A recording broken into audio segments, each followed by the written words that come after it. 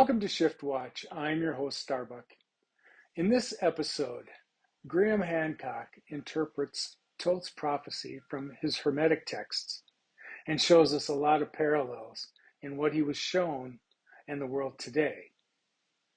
Then, the sun resumed its active regions yesterday, and from a huge but still developing sunspot group, a 7.1 X-class flare was released in an Earth-facing direction.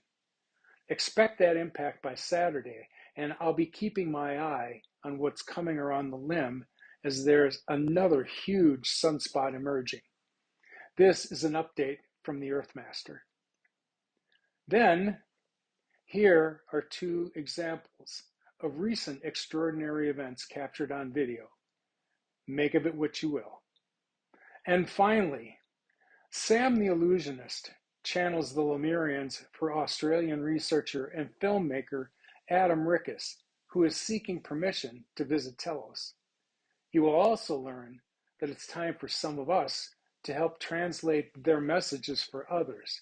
It's time for all humanity to understand communication through vibration.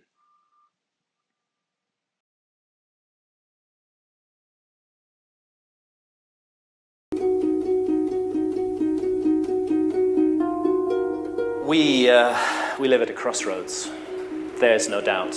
We all feel it. We all know it. I don't think it's the first time that mankind has stood at such a crossroads.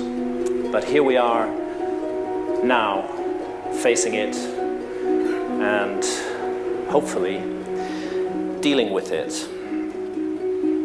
I'm going to close with a reading from the Hermetica, from the Hermetic Texts. Hermes was the Greek version of the ancient Egyptian god Thoth. The Romans knew him as Mercury. And in a dialogue, the Hermetica, many of them are dialogues between Thoth, Hermes, and various pupils of his. And in one called the Asclepius, a lament is presented. And it's like a prophecy. It's a bit like the Mayan prophecy. Egypt seems to stand as a metaphor for the whole world in this, and to my mind, for the world in our time. This lament, this prophecy is speaking directly to us. So it's Hermes speaking, and he's saying to Asclepius this: "Do you know, Asclepius, that Egypt is an image of heaven? Or to speak more exactly, in Egypt, all the operations of the powers which rule and work in heaven are present in the earth below. In fact, it should be said that the whole cosmos dwells in this our land, as in a sanctuary. And yet, since it is fitting that wise men should have knowledge of all events before they come to pass, you must not be left in ignorance of what I will now tell you. There will come a time when it will have been in vain that Egyptians have honored the Godhead with heartfelt piety and service, and all our holy worship will be fruitless and ineffectual. The gods will return from earth to heaven. Egypt will be forsaken, and the land which was once the home of religion will be left desolate, bereft of the presence of its deities. O Egypt, Egypt, of thy religion nothing will remain but an empty tale, which thine own children in time to come will not believe. Nothing will be left but graven words, and only the stones will tell of thy piety. And in that day men will be weary of life, and they will cease to think the universe worthy of reverent wonder and worship.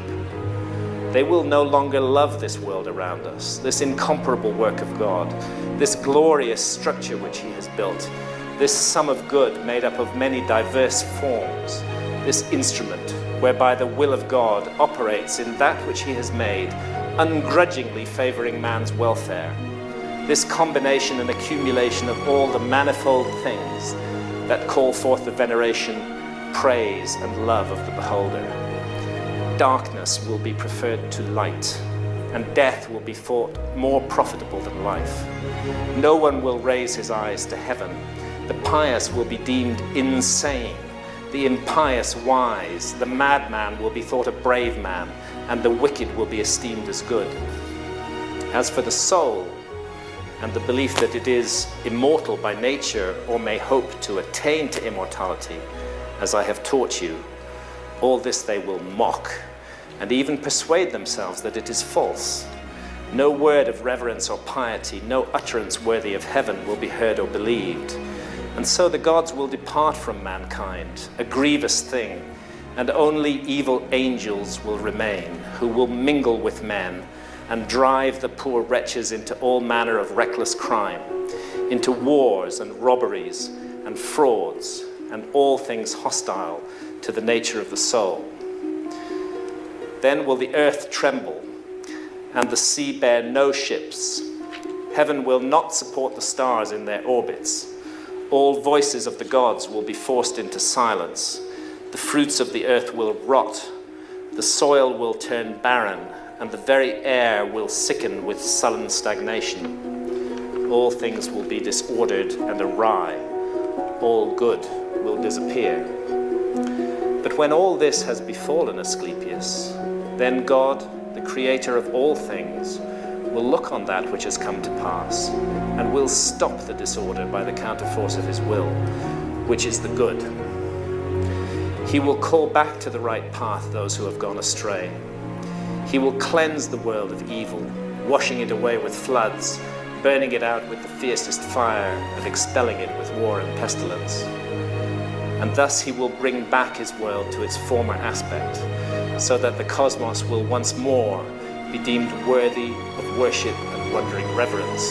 And God, the maker and maintainer of the mighty fabric, will be adored by the men of that day with continuous songs of praise and blessing. Such is the new birth of the cosmos. It is a making again of all things good, a holy and awe-inspiring restoration of all nature, and it is wrought inside the process of time by the eternal will of the Creator. I don't know whether we're going to face some terrible global catastrophe or not. I certainly hope not.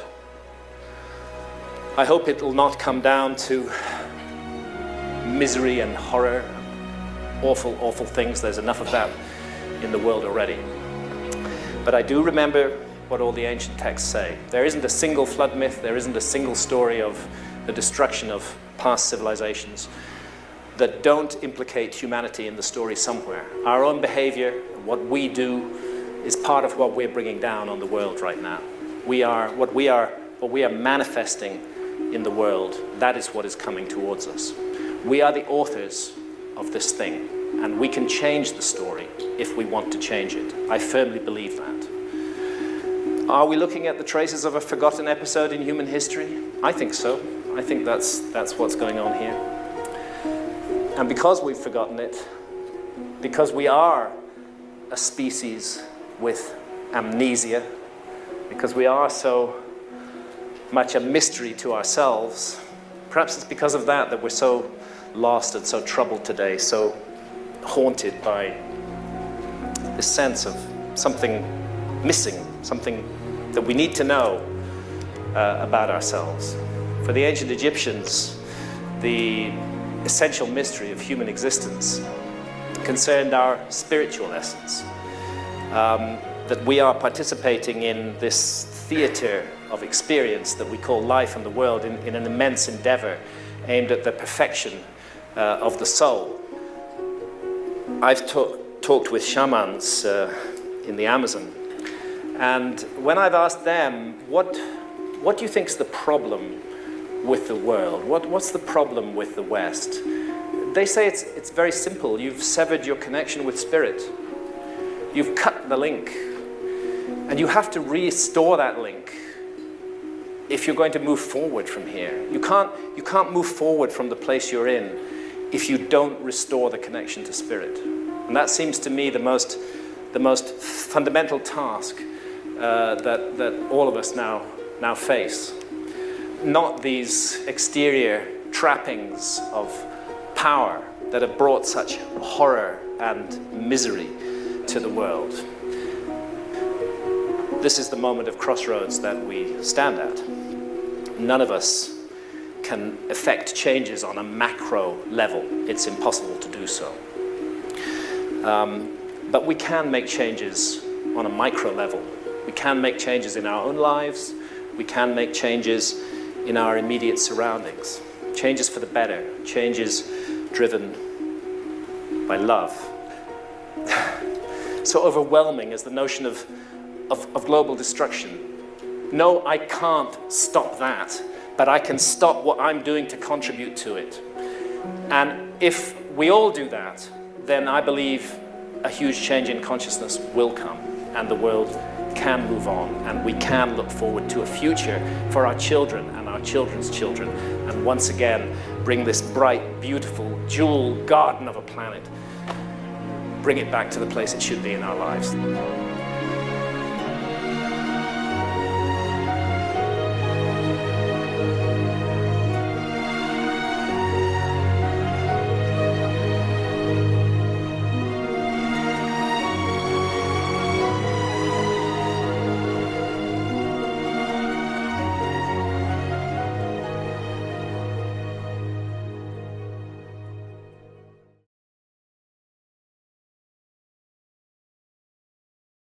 Hey, how's it going out there, folks? Welcome back here to a busy Tuesday. Goodness, talking about big earthquake activity here across the globe. A lot of large-scale movement taking place here following this morning's super deep earthquake in the Banda Sea area, 6.1.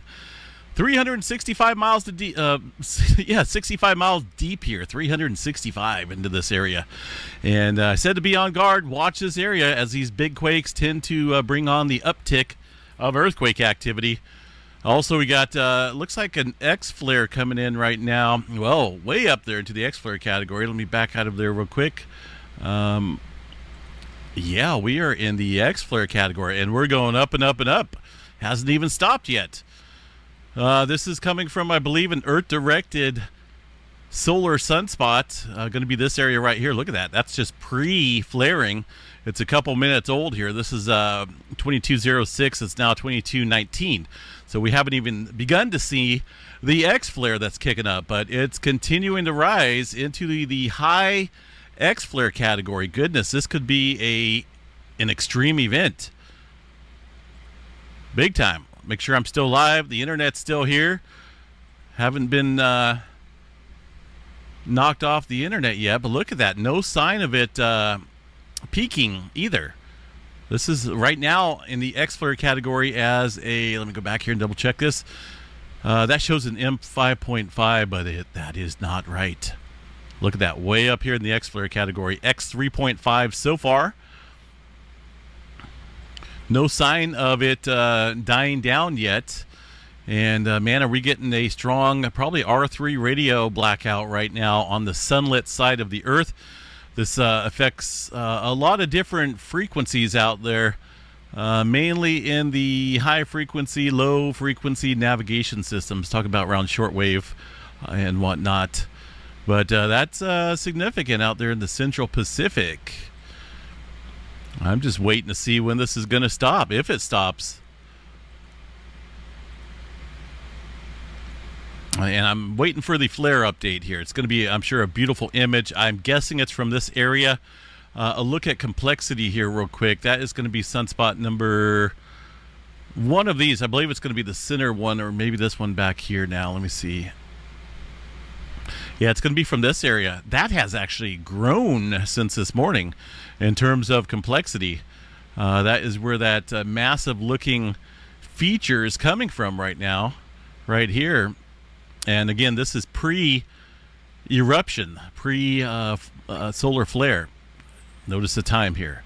So we're just waiting on an update from that. Let me talk about earthquake activity real quick. California jumping in on some movement this morning prior to all the large-scale activity. Three-pointer coming into the Ontario area. This was originally a 3.9, got downgraded to a 3.1, and now a 3.5. So a lot of folks reported feeling this earthquake quite strongly out there across the area. And, 3.1, it just didn't seem right. So I knew there was something going on there. Either way, they upgraded it to a 3.5. And then almost immediately following this activity, there in Southern California, we started seeing some big earthquake activity out west here. 6.6 in the Tonga area. The Philippines had a near 6-pointer. That originally coming in as a 6.1, downgrade to a 5.9. 6.1 early this morning seems to have set off a chain of events out here in terms of plate adjustment. This is a super deep earthquake that struck about 2 o'clock my time, California time, out underneath the Banda Sea. It appears as it definitely set a chain of events out here in motion. Keep an eye on Southern California as well. We got one right smack dab on the San Andreas Fault, a little 0.7, and some activity here north of Lancaster in this little piece of land here that's geographically noticeable, right? That's a Garlock Fault shear zone, the San Andreas Fault. A lot of strain builds up here across this big bend area southward, and that's where the 8.1 is expected. Let's check back the flare here. Let me refresh this, see what we got. Still hasn't updated yet. I can't remember the exact... I think it updates about every 20 minutes or so, if I remember right. Let's refresh this one, see what we got. Whoa, we're going way up there, guys. This may be one of the top flares we've seen in quite a while. X6.6. The X8, I believe, is the strongest solar flare so far this solar cycle. X8.7 back in May of this year. Are we going to beat it? Are we going to beat it? And you know what's really crazy about this is that it's Earth directed, big time. We're right here in this position. And I'm almost certain this thing is going to blast off a large CME, just the way that this activity looks. Unless it's coming from this region, it's hard to tell exactly right now. But this looks like the more probable source of that strong flare that's coming in. But I notice this area is lighting up as well. So we won't know until this updates. And I'm hoping it updates here. X3.6 hasn't peaked out yet. That's what these guys are showing, but we're above that. We are above. We're into the X6.6 category right here. That's a little shy of the largest solar flare this solar cycle so far. And looks like we're not even... There's a little bit of curvature going on there, so that may mean that we're starting to see the peak of it at X6.6. But let's just watch this and see what happens.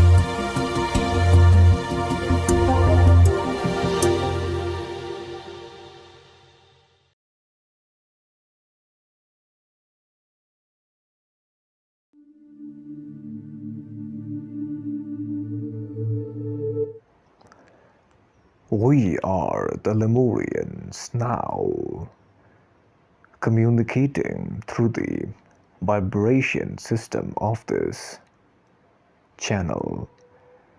We are now in communication from our location in the landmass referred to by your people in the language vibratory sound system as Mount Shahasta. Inside Mount Shahasta, we find our consciousness residing, and we are here to address an entity known as Adam, who desires to visit us inside Mount Shahasta. We can already sense that this entity's consciousness is pondering the thought of visiting us, and has many a times found itself doing so in the astral planes while using its imaginative body. Therefore, we are now going to address the questions which are placed today before us. The first question, which pertains to does Telos exist inside Mount Shahasta? In this regard, we must state that inside Mount Shahasta there is a dimensional city known as Telos. However, this requires the senses of inner awareness to be perceived and sensed, as the city known as Telos does not exist in the third density reality. Therefore, it may be difficult for entities in the form of human physical body to sense it with the five senses. Therefore, we can state that Telos exists inside Mount Shahasta. Furthermore, the other query, which relates to is the entity known as Adam able to visit it sometime in the next week? We must state that this visitation is permitted, and also we must state that this entity can visit us anytime it desires, using its astral body, which can sense our presence. This can be done by this entity known as Adam while visiting inside Mount Shahasta, which can be perceived by the senses of the third density physical body. Inside Mount Shahasta, it can enter into the silence within the mind by keeping the inner vibration of its thought forms pure and empty. This will then provide it with the ability to sense our place of residence known as Telos, which is created from a type of crystalline grid, which may be harder to describe in your language, as such objects and aspects of reality do not yet exist in the third density timeline. Furthermore, the other query, which relates to what is it like over there, we must state that here there is only unity, consciousness, peace, serenity, and positivity. The only aspect we have here which is of value is our own consciousness. Much like many of the people on the Earth planet consider the so-called numbers on the screen as money. to be valuable, we consider consciousness to be the most valuable aspects, since without consciousness there cannot be any creation. In our social memory complex, there are a total of 4.8 million beings who are primarily working for alignment of realizing the pathway of space and time and the experience of reality creation is primarily the main objective for us to learn fully and to manipulate love and compassion for such aspects. Our consciousness is also expanding rapidly. Our societal system primarily is consistent of entities from different levels of experiences who have graduated into the later fourth density and exist in the form of light body for understanding how the system of inner vibration works and the system of wisdom which is to be learned at this time. Our society functions primarily on the basis of free will and love and unity and compassion. The other query which relates to what type of technology do we use? In this aspect, we must state that the type of technology which we have been using primarily consists of consciousness stream and the reality of experience of consciousness. Furthermore, the experience of mind, body, and spirit complex